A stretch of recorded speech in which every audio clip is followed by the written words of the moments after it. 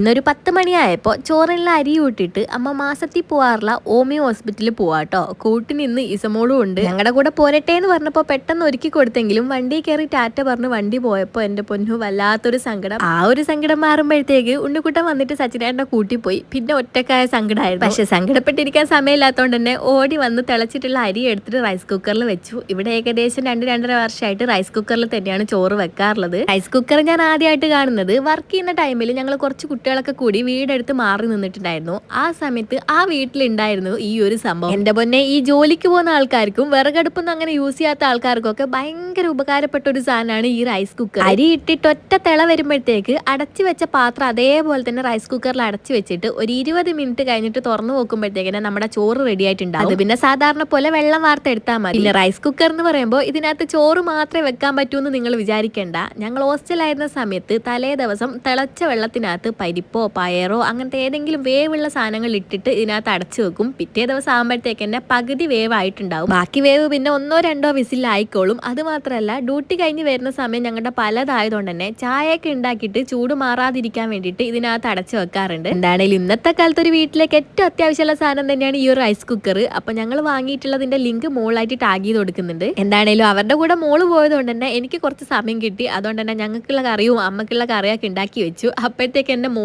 വന്നിട്ടുണ്ടായിരുന്നു കേട്ടോ. പിന്നെ ഷെഡബെടേന്നാണ് ബാക്കി പണികളൊക്കെ തീർത്ത് കുളിച്ച് വന്നത്. കുളിയും കഴിഞ്ഞ് മോൾക്ക് പാലൂടെ കൊടുക്കുമ്പോഴത്തേക്ക് നല്ല വിശപ്പായിരുന്നു. പിന്നെ ഒരു മുട്ടയും പൊരിച്ച് അമ്മ ഉണ്ടാക്കിയ ചമ്മന്തിയൊക്കെ കൂട്ടിയിട്ട് ചോറ് കഴിച്ചു. ഇന്നത്തെ വീഡിയോ എത്രയുള്ളൂ.